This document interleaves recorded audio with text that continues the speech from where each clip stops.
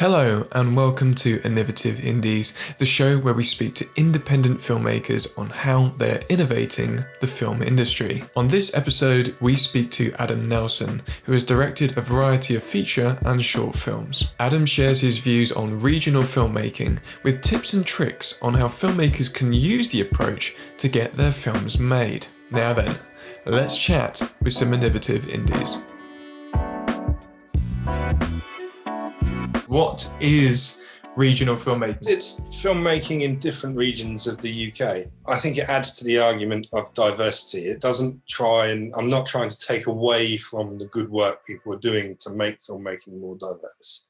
But when people talk about diversity in film, they think very specifically about groups of people. And, I'm not going to argue against that idea because I want diverse filmmaking. As an audience member, I want to watch stories by groups of people who may not be represented as well as sort of hetero white people and such. I want to experience as many possibilities of stories as possible. But my argument is, can we truly say it's really diverse if all those voices are still coming out of London or still coming out of Manchester and the larger metropolitan cities? I live in Portsmouth. I've lived in Portsmouth for the better part of my life.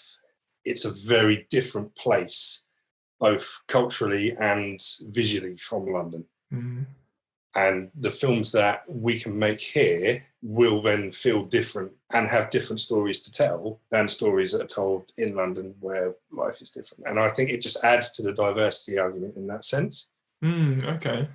Yeah, no, I see exactly what you mean. So it's the fact that there's their own communities within a country which aren't subject down to like race necessarily or sexuality or anything like that, but there are stories which are within these areas outside the main flashy places in the UK that have their own dynamics, their own cultures, which aren't represented that much, which I think is an interesting way of certainly looking at areas where stories could be told from. Yeah, like if I could make The Mire in London, and it wouldn't change the story, but it would just be a case of going somewhere and thinking, oh, that location looks cool.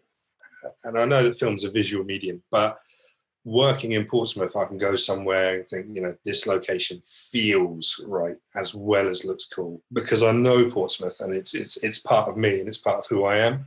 Whereas if I was to go to London, it would just be a case of like picking out the specific sites that everybody already knows because they're everywhere, because they're the only things I know, because my experiences in London are the very few times I get to go there every year. Whereas in Portsmouth, I know the sort of the nooks and crannies that people from outside the city won't know about, that are equally as interesting as the Spinnaker Tower, which is our big landmark that we have here. Yeah, no, that's a really good point. I suppose I guess the only like danger in there, because I film a lot of my stuff in my like hometown and that kind of stuff, is that you probably have your own emotional attachment with a particular place. And it's kind of like, how do you communicate that to someone who's never been there before within your film? So have you ever noticed that's been an issue with like your short films before? It hasn't, because most of the films I've made can admittedly be picked up and moved anywhere. I suppose any film could be, but I think there's just something about my connection to the place where I'm making it that makes me that little bit more enthusiastic about it. Yeah. It's very personal in that sense. But with The Mire, for example, a lot of it takes place inside a church. It could be any church, but there is a specific church in Portsmouth that is like, we knew right away that's the one because it has a main hall that looks incredible. And we know that it has a series of side rooms that we can use for the smaller rooms that are set in the story that work perfectly. There are scenes that take place at the beach. There's no beaches in London. Being able to sort of bring that out and bring like the view of the beach and aspects of the city and some of the beachfront to a film is important to me, I think, to identify it as, yes, this is a Portsmouth film. There are other filmmakers in Portsmouth who I know feel very much the same. Why should other filmmakers consider doing regional filmmaking rather than just being like, right, we're going to head London and we're going to shoot London? Like, what kind of benefits are there to shooting a regional-based film? I think they're twofold. The primary one is your own space more than you know London, unless you've lived in London.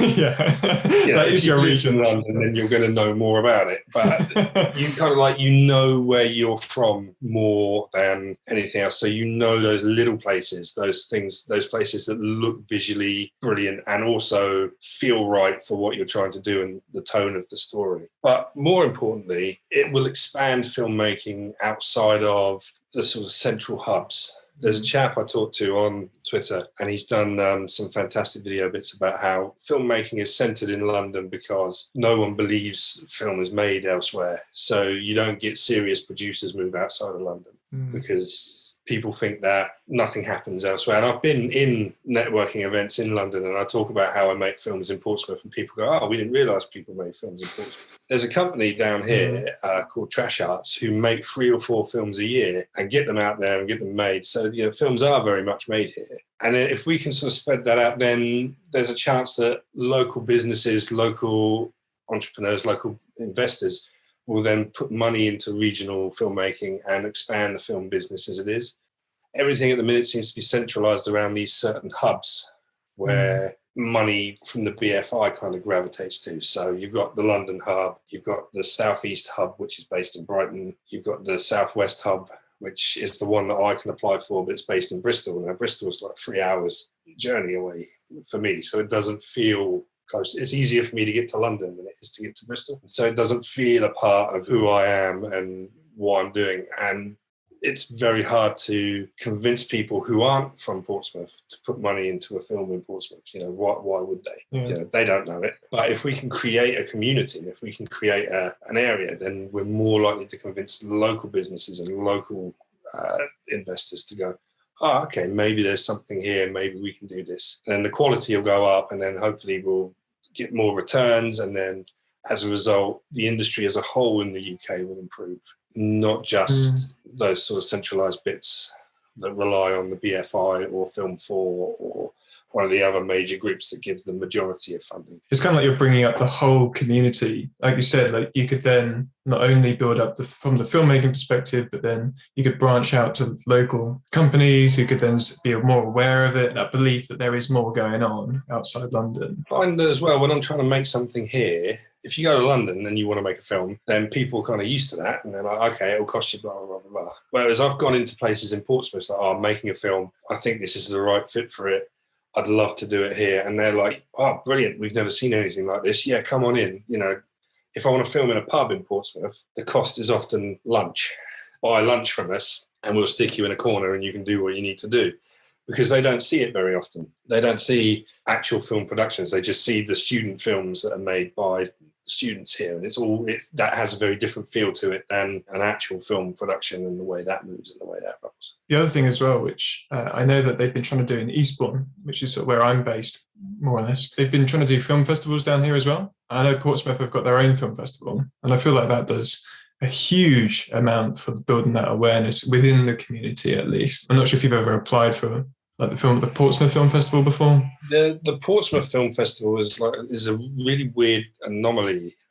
I've never gotten into it, and I don't know anyone who has. We've got the Making Waves Film Festival, which is a short film festival, which is very popular, and that's really good and does a lot to boost it. What's your top tips for how people could go about finding cast and crew within their region? How do you do it? A big part of it's networking. Find the film groups that are in your region and go along and meet people and meet the people in your region. It's not always perfect. It's not always exactly what you're looking for. You do have to make compromises. Social media is really good for this as well, keeping track of local creative groups and creative prospects. When we were looking for a cast for the current film, we prioritised local groups first, put the adverts out there, saw what the sort of comeback was, and then when we weren't quite 100% there with who we were getting, we then went wider and looked outside. So 2 of the cast from the local area, but the 3rd cast member is from London because we just couldn't find the right person locally. Same with the crew.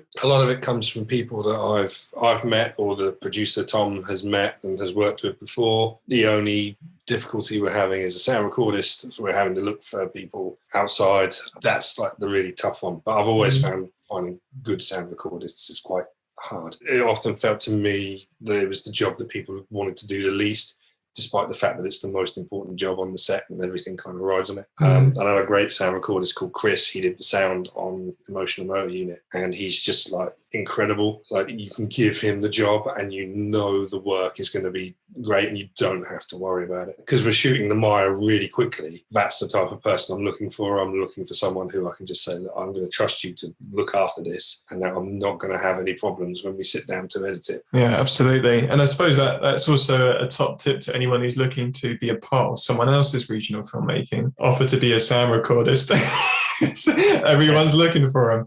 At least try and learn to be a good one. Maybe stalk Chris and ask him some questions on how to do his job. He's a lovely bloke. He'd probably answer them. If there was one piece of filmmaking advice you could give a younger you, what would it be? Ignore the college admissions person at school and go and start learning how to do it at 16 rather than waiting until you were thrust into it. Finding a way to just do it is the most important thing. A lot of people, I think, are held back by filmmaking and storytelling. It's something that other people do. But those other people were also, at one point, like you can make films on mobile phones nowadays. It's not unheard of. If you want to make a feature film, you can do it, but you have to set your expectations at a reasonable level. When we made Little Pieces, the point of making Little Pieces was to just show that we could take something from concept to end product. We didn't expect to make a brilliant film. We just wanted to make the best film we could with £6,000 and a lot of enthusiasm. The only thing really stopping you is yourself and money. But if you tailor your ideas to what you've got rather than what you want to do, then the only thing that is stopping you then is yourself. We knew making Little Pieces we'd have £6,000 and that we had access to an assortment of buildings, and then we went out, and so we made sure that we spent the £6,000 on things that were going to benefit the story. So we spent £1,000 on a flat that we could rent for the week so we could shoot the scenes in there.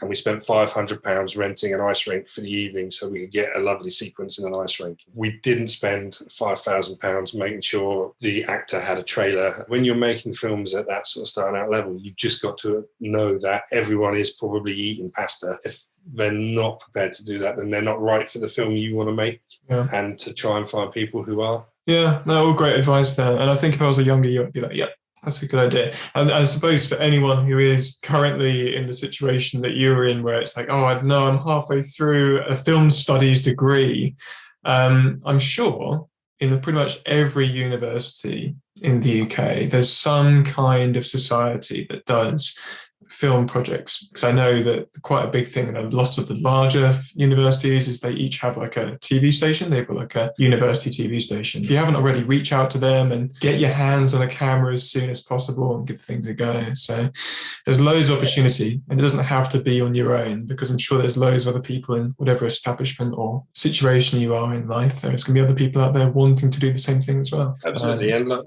go out and do it and make mistakes, because that's the best way to learn. Getting it right all the time is not how you learn. You're going to make mistakes. You're going to get it wrong. Learn from it. What is next for you, and where can people find you? On Twitter as at Apple Park Films.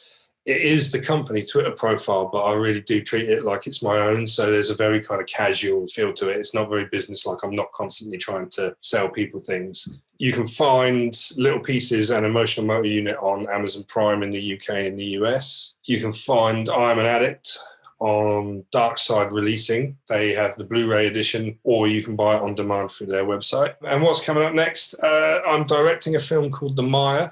We're in the final phases of fundraising. We've got to raise that final 20%. We've been through the process. We've raised a good chunk of it through the usual channels of deferments and crowdfunding, but we need that final 20%. So we're about to do a private equity offer for that. And also a film that I've been working on for about 4 years on the writer called Lost Soul. Looks like it's going to go into production very soon. If you're in that last 20% of fundraising, is there anywhere that people could find you to donate funds at all? Contact us through Twitter at Apple Park Films. That's the best way to do it. And then we can send people information about what we're offering and what they can get in exchange for it and what we're looking for. Thank you for joining us. Be sure to leave a like and subscribe. If you are an indie filmmaker who is innovating the film industry, send me a message on social media at Seb Cox Films on Instagram or Twitter. If you want to check out my work, you can go to sebcox.com.